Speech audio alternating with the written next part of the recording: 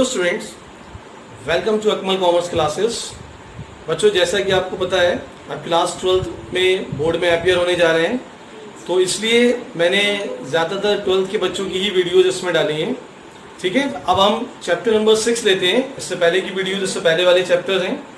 अब आपको घर बैठे सारी वीडियोज़ मिलती रहेंगी, इसलिए आप इस चैनल को ज़रा सब्सक्राइब कीजिए, जिससे कि जो भी मेरी अपकमिंग वीडियोस हैं वो आपको डायरेक्ट मिलती रहें। ठीक है, और आप बोर्ड एग्जाम में अच्छे से अच्छे मार्क्स लेकर आए इन वीडियोस की हेल्प से। ठीक है, तो देखिए बच्चों, चैप्टर नंबर 6 है ये, dissolution of partnership firm. Dissolution of partnership firm क्या होता है? When our business is dissolve, business is winding up, okay, this is the dissolution of firm. There is one more word, एक और word है जिसमें आपको कंफ्यूजन होता है। It is the dissolution of partnership. देखिए, there is a difference between dissolution of partnership and dissolution of firm. Dissolution of firm का मतलब होता है बिजनेस डिसॉल्व हो जाना, बिजनेस खत्म हो गया, ठीक है, सारी एसेट्स को बेच देंगे, लायबिलिटीज का पेमेंट कर देंगे। एंड डिसोल्यूशन ऑफ पार्टनरशिप क्या होती है? जिसमें हमारा पार्टनरशिप खत्म हो गए, एक पार्टनरशिप डिसॉल्व हो गया, दूसरी पार्टनरशिप फॉर्म हो जाएगी, बिजनेस कंटिन्यू रहेगा। और डिसोल्यूशन ऑफ पार्टनरशिप जो होती है उसके रीजन क्या होते हैं? It include the admission of A partner, retirement of A partner, death of A partner and change in profit sharing ratio. जब पार्टनर एडमिट होता है तो देखिए उनका रेशियो चेंज हो जाता है। पहले दो पार्टनर्स बिजनेस को चला रहे थे अपने हिसाब से, जब नया पार्टनर सी आएगा उसके अंदर तो उनका एग्रीमेंट चेंज हो गया। एग्रीमेंट चेंज होने का मतलब पुरानी पार्टनरशिप डिसॉल्व हो गई, नई पार्टनरशिप बन गई। ऐसे रिटायरमेंट में चेंज हो गया, फिर डेथ में भी चेंज हो गया। तो इसलिए एडमिशन, रिटायरमेंट और डेथ जो है वो डिसोल्यूशन ऑफ पार्टनरशिप का रीजन होते हैं। ठीक है, लेकिन हम यहाँ पर कर रहे हैं डिसोल्यूशन ऑफ फर्म। तो मैंने उस दिन आपको अभी सिंपल एक लॉन्ग क्वेश्चन करा देता जूम ऐप पर, लेकिन अभी जो हम देख रहे हैं वो जर्नल एंट्रीज इसकी करेंगे। जर्नल एंट्रीज के लिए आपको दो कॉन्सेप्ट केवल याद करना है। देखिए, कोई भी एसेट्स अगर हमारी रियलाइज होगी, पहला हेडिंग याद कर लीजिए, सेल ऑफ एसेट्स, ठीक है, और टेकन बाय पार्टनर। ठीक है, इसका मतलब क्या है कि अगर हम अपनी कोई भी एसेट सेल करते हैं कैश में और टेकन बाय द पार्टनर, और यह कोई पार्टनर ले लेता है अगर उस एसेट्स को, तो उसकी एंट्री क्या होगी? जितनी भी एसेट्स हम सेल करेंगे, ठीक है, तो जब कोई भी एसेट्स आप सेल करेंगे उसकी एंट्री होगी बैंक अकाउंट डेबिट,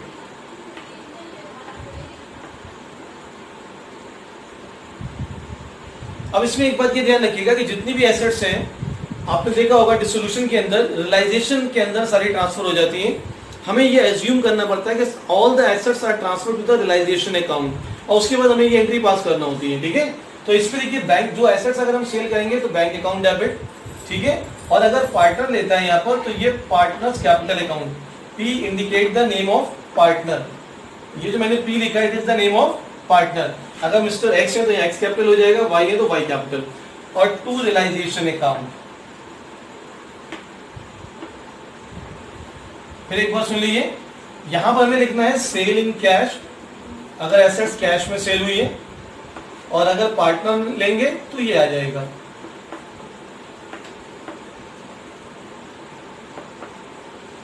ठीक है, अगर हम कोई भी एसेट्स मार्केट में सेल कर रहे हैं डायरेक्टली किसी को भी फॉर कैश, उससे कैश ले रहे हैं, और इसमें क्रेडिट सेल होता नहीं क्योंकि बिजनेस डिसॉल्व हो रहा है तो हम उधार किसी को देंगे नहीं, तो बैंक अकाउंट डेबिट, क्लियर। और अगर कोई पार्टनर लेगा तो partners capital account debit to realisation account. उस एसेट्स का नेम नहीं आना है, जो भी एसेट्स हम सेल करेंगे इधर इट इज रिकॉर्डेड और अनरिकॉर्डेड, चाहे वो एसेट्स हमारे पास रिकॉर्डेड हो या अनरिकॉर्डेड हो। ठीक है, यहाँ पर हमें रियलाइजेबल वैल्यू लिखना है, सेल वाली वैल्यू लिखना है दोनों कंडीशन में, चाहे वो कम हो बुक वैल्यू से या ज्यादा हो। ठीक है, इसका अपोजिट देख लीजिए। अब आप एक पॉइंट ये हो गया, कोई भी एसेट्स रियलाइज होगी या कोई भी प्रॉफिट होगा, कहीं से भी हमें पैसा मिलेगा, बैंक डेबिट टू रियलाइजेशन, हम ऐसे समझ लीजिए। अब इसका अपोजिट सोचिए, अगर हम कोई भी पेमेंट करेंगे, ठीक है, payment of liabilities, payment of liabilities या कोई भी एक्सपेंसेस, ये कैश में भी हो सकते हैं और बाय पार्टनर, पार्टनर के द्वारा भी हो सकते हैं। ठीक है, तो अब आप इसमें देखिए, अगर हम पेमेंट करेंगे तो रियलाइजेशन डेबिट हो जाएगा, रियलाइजेशन अकाउंट डेबिट। अगर हम कैश में पे करेंगे तो आएगा bank account to bank account, realisation debit to bank, और अगर पार्टनर पे करेगा तो पार्टनर्स कैपिटल अकाउंट। ये जो मैंने पी लिखा है it is the name of partner. अगर सपोज करिए यहाँ पर एक्स ने पे करा है तो एक्स कैपिटल, वाई होगा तो वाई कैपिटल। क्लियर? बैंक में जो भी वैल्यू पे करिए पेड वैल्यू आना है, ध्यान रखिएगा दोनों कंडीशन में ही। अब इसमें आप एक बात ये ध्यान रखिएगा कि कोई भी पेमेंट हो किसी भी तरीके का, इधर इट इज रिकॉर्डेड और अनरिकॉर्डेड, ठीक है, या कोई भी एक्सपेंसेस हो, कोई भी लॉसेस हो, तो relation debit to bank account और टू पार्टनर्स कैपिटल अकाउंट। ठीक है, इन दो एंट्री को आप नोट कर लो, बैंक डेबिट टू रिलाइजेशन या पार्टनर डेबिट टू रिलाइजेशन। अगर एसेट्स बेचेंगे पैसा आएगा, अगर कोई लॉस हो रहा है रिलेशन डेबिट टू बैंक और relation debit to P capital, एक ही में आ जाएगा। क्लियर? उसके बाद अब मैं क्वेश्चन लेता हूं, ये डी के ग्रेवल की बुक का क्वेश्चन नंबर 2 है, न्यू बुक का एडिशन। ठीक है, उससे हम जनरल एंट्रीज लेते हैं। पहले हम इसमें जनरल एंट्रीज करेंगे, फिर कल को एक दो डिस्ट्रीब्यूशन के मैं लॉन्ग क्वेश्चन ले लेंगे टिपिकल वाले, उससे आपका कॉन्सेप्ट और क्लियर हो जाएगा। ठीक है, अब मैं इसको रब कर रहा हूं, आप देख लीजिए ध्यान से। और रब करने के बाद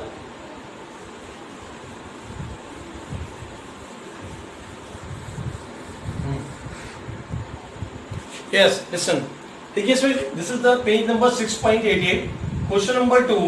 the first point is expenses of realization 8000. Just I told you that whenever you pay any expenses you will write realization account debit. मैंने अभी आपको बताया था कि नंबर 2 पे जो बताया था एंट्री आपके पास नोट होगी, relation debit to bank account. कोई भी पेमेंट करेंगे रिलेशन डेबिट, ठीक है, चाहे वो लायबिलिटीज का पेमेंट हो और या फिर कोई एक्सपेंसेस हो हमारा, टू बैंक अकाउंट। ठीक है, मैं इसमें नरेशन नहीं लिख रहा हूँ, बस सीधा सा आपको लिख देना है एक्सपेंसेस पेड। ठीक है, और अमाउंट लिख देना है 8000। ठीक है, मैं थोड़ा सा जल्दी करा रहा हूँ, मैंने आपको दो कॉन्सेप्ट बता दिए हैं, आप मेरे कॉन्सेप्ट को ध्यान रखिएगा जो मैंने स्टार्टिंग की दो एंट्रीज बताई हैं, उसमें गलती नहीं होना चाहिए। Expenses of relation 10,000 were paid bye partner. अगर हम कैश में पे कर रहे हैं रिलेशन डेबिट टू बैंक, अगर पार्टनर पे कर रहा है तो रिलाइजेशन अकाउंट डेबिट, जो भी पार्टनर का नेम होगा क्वेश्चन में, to partners capital account. Base समझना है, क्वेश्चन में नीचे आंसर में इसका सोल्यूशन तो दे रखा है। ठीक है, were made by A partner, इसमें नेम नहीं लिखा हुआ है पार्टनर का, तो सीधा से आपने लिख दिया 10,000। ठीक है, उसके बाद आ जाइए थर्ड पॉइंट में। इसमें सेकंड और थर्ड में देखिए क्या फर्क है। Realisation expenses 12,000 were paid were to be made by Tushar a partner but were paid by the firm. देखिए रियलाइजेशन एक्सपेंसेस एक पार्टनर को पे करना थे तो relation debit to partners capital हो गया, लेकिन वो एक्सपेंसेस फर्म ने पे करे। अगर फर्म पे करेगी तो फर्म वो पैसे पार्टनर से लेगी, जैसे तुषार है तो that will be Tushar capital account debit to bank account. ये एंट्री जरा सी टिपिकल है, इसको आप जरा ध्यान से सुनिए। ठीक है, देखिए जब मैंने एक पार्टनर से एग्रीमेंट कर लिया, कि आपको एक्सपेंसेस पे करना है, जैसे मैंने आपसे एग्रीमेंट किया, मैंने कहा यू हैव टू पे all the expenses, for that purpose I will pay you 10,000। जब मेरा 10,000 में आपसे एग्रीमेंट हो गया तो मैं आपको बस 10,000 दूंगा, relation debit to partners capital 10,000। ठीक है, अब अगर आपके ब्याह पे मान लीजिए उस टाइम आप जो पैसे एक्सपेंसेस खर्च होने का टाइम आया उस टाइम आप नहीं थे और आपने मुझसे कहा, बिजनेस से कहा कि ये पैसे मेरे बिजनेस में से दे दिए जाएं, तो बिजनेस ने वो पेमेंट 12,000 कर दिया, तो बिजनेस वो पैसे तो उस पार्टनर से लेगा ना जिसको वो दे रहा है। जब मेरा आपसे एग्रीमेंट हो गया 10,000 में, तो मैं आपको 10,000 रुपीज दूंगा। अब एक्चुअल में जो भी एक्सपेंसेस होगा वो मैं आपसे पूरा कर लूंगा। ठीक है, तो इसलिए हमने लिखा Tushar capital account debit to bank. ये भी तुषार जो relation debit to Tushar capital यहाँ पर जमा था जितने में हमारा तय हुआ था, एग्रीमेंट हुआ था। अब अगर उसके बिहाफ पे, तुषार के बिहाफ पे अगर फर्म पे कर देगी तो फर्म ये पैसे तुषार से लेगी, Tushar capital debit to bank account, Tushar की कैपिटल में से ये पैसे कम हो जाएंगे। राइट, उसके बाद देखिए नेक्स्ट पॉइंट है आपका इसमें, ये थर्ड वाला, फोर्थ, फर्स्ट सेकंड थर्ड हो गया। Suresh a partner was paid remuneration of 10,000 and he was to meet all expenses. Suresh को हमने 10,000 देना, सारे एक्सपेंसेस वो बेयर करेगा, तो यहां पर आप लिख देंगे realisation account debit to Suresh capital account. ठीक है, realisation account debit to Suresh capital account, जो भी अमाउंट है वो अमाउंट लिख दीजिए। इसमें कितना है, आई थिंक इट इज 10,000।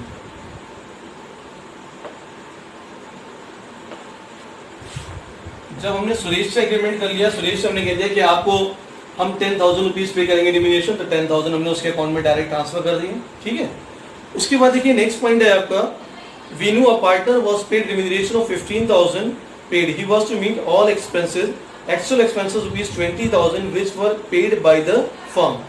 तो इसमें वीनू और पार्टनर पेड रिम्यूनरेशन 15,000, ठीक है। देखिए मैं यहाँ थोड़ा सा शॉर्ट में लिख रहा हूँ इसमें, तो जो हम वीनू को पे करेंगे जितने में हमारा एग्रीमेंट हुआ है, realisation account debit to Vinu's capital account, ठीक है। वीनू से जो हमारा एग्रीमेंट हुआ है इसमें लिखा हुआ वीनू और पार्टनर वॉज पेड रिम्यूनरेशन 15,000, तो हम तो वीनू को कितने देंगे 15,000, जब क्लियर। तो realisation debit to Vinu's capital, business का जो एक्सपेंसेस है वो रियलाइजेशन डेबिट होगा जितना बिजनेस के एक्सपेंसेस 15,000, ठीक है। अब आगे इसमें कह रहे हैं कि ये पैसे हमारे फॉर्म से पे हुए 15,000। अब उसके बाद देखिए एंड क्रेडिट बैंक अकाउंट,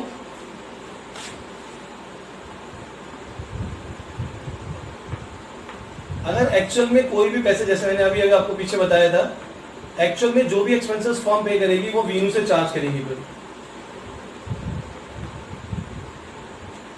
20,000। फिर एक बार समझ लीजिए, देखिए मैं आपको 15,000 दे रहा हूं, मैंने आपसे एग्रीमेंट हो गया, रिम्यूनरेशन मैंने आपसे फिक्स कर लिया, मैं आपको 10,000 दूंगा, तो मैंने आपको 10 दे दिया। अब जो भी एक्सपेंसेस मैं पे करूंगा वो आपके बिहाफ पे होंगे, मैं आपसे चार्ज करूंगा, ठीक है। अब आपके 20,000 फर्म ने पे करे तो वीज capital account debit to bank account, firm वो पैसे वी से चार्ज करेगी, क्लियर। तो ये आपके 1 2 3 4 5 पॉइंट हो गए, ठीक है। उसके बाद आ जाइए 6, ये मेन इसमें जो आपको कंफ्यूजन होगा वो पार्टनर्स में ही होगा, बाकी किसी में नहीं होगा, ठीक है।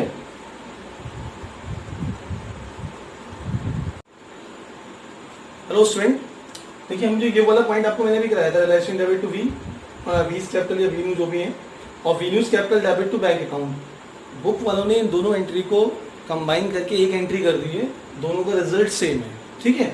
अगर आप चाहें तो इसमें रिलाइजेशन डेबिट हो जाएगा, इसमें ये 5 डेबिट है तो 5 ये वाले डेबिट हो जाएंगे, realisation debit 15,000, Veenu capital debit 5,000 और टू बैंक अकाउंट, तो एक एंट्री हो सकती है, क्योंकि ये वी क्रेडिट है यहाँ पर 15 से, यहाँ पर 20 से डेबिट है, इन दोनों का डिफरेंस ले लेते हैं, जो ज्यादा है वो लिख देते हैं, वी और डेबिट वाले ज्यादा तो वी डेबिट कर दिया 5 से, ठीक है।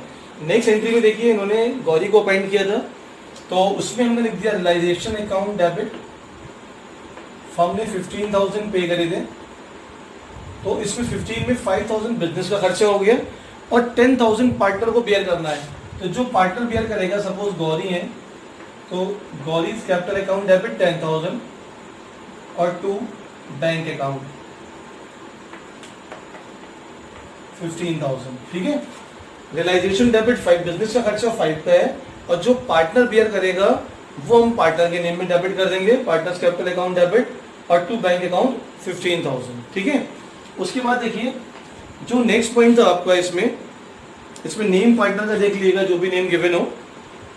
उसके बाद नेक्स्ट पॉइंट था इसके अंदर, गौरी वाला पॉइंट नेक्स्ट था, ठीक है। तो उसको भी हम 2 पार्ट में भी एंट्री कर सकते हैं, इसमें जो भी नाम हो पार्टनर का आप नेम लिख देंगे। अब जो हमारा नेक्स्ट पॉइंट है इसमें 7th वाला, गौरी वाला, ठीक है, तो उसमें मैं 2 एंट्री में उसको डिवाइड कर देता हूँ। 2 एंट्री थोड़ी आसान रहती है, आप एक भी कर सकते हो, जैसे बुक में गिवन है, मैं एक बुक वाली तो ऑलरेडी गिवन ही है, मैं आपको दूसरा पॉइंट बताता हूँ। तो इसमें हमने उसको गौरी को रिम्यूनरेशन दे रहे हैं 25,000, जो हम गौरी को पे करेंगे तो वो realisation debit to Gauri's capital account आ जाएगा 25,000, realisation debit 25,000, Gauri's capital account 25,000, ठीक है। और ये जो हमने उसको रिम्यूनरेशन पे करा, जब मेरा आपसे रिम्यूनरेशन तय हो गया, रिम्यूनरेशन मतलब एक फिक्स अमाउंट जो आपको हम काम के बदले पैसे देंगे, तो जो मैं दूंगा वो मैं आपकी कैपिटल में ट्रांसफर कर दूंगा, तो रियलाइजेशन डेबिट टू जीस कैपिटल और इस कैपिटल आएगा 25,000। अब जो एक्चुअल में बिजनेस पैसे एक्सपेंस करेगा वो बिजनेस इनसे चार्ज करेगा, जो मैंने आपको ऊपर बताया था, तो गौरीज कैपिटल अकाउंट डेबिट हो जाएगा टू बैंक अकाउंट, ठीक है, 5,000 और 5,000। अब इन एंट्री को हम कंबाइन कर सकते हैं। गौरी देखो यहाँ क्रेडिट है, यहाँ डेबिट है, 25 में से 5 चले गए तो 20 तो क्रेडिट के बचे, तो हम कर सकते हैं realisation debit 25 to Gauri's capital 20 और टू बैंक अकाउंट 5, ऐसे भी हो सकता है, ठीक है। दोनों मेथड सही है। अभी क्वेश्चन नंबर 2 मैंने बता दिया आपको, क्वेश्चन नंबर 1 एंड 3 आप अपने आप करेंगे, ठीक है। कल मैं आपको जो है वो लॉन्ग वाला क्वेश्चन रियलाइजेशन अकाउंट वाला भी एक क्वेश्चन और करा देंगे, एक हमने कराया था शायद पहले, तो अभी 1-2 क्वेश्चन रियलाइजेशन वाले और कराएंगे, फिर अभी एंट्रीज दोबारा और करेंगे एक बार हम, ठीक है। अभी कुछ एंट्रीज इसमें काफी रह गई हैं, अभी उन्होंने एक टॉपिक पे ज्यादा फोकस करा है और मेन टॉपिक भी वही है। ये 2 तो आसान थे, मेन टॉपिक आपका ये एक्सपेंसेस वाला ये जो आपको कंफ्यूज करेगा एंट्री में, तो इस क्वेश्चन पे फोकस करिए। बाकी जो एंट्रीज हैं एसेट्स की सेल परचेज वाली, सॉरी सेल वाली और लायबिलिटीज के पेमेंट वाली, वो easy entries. Okay, bye all of you, best of luck.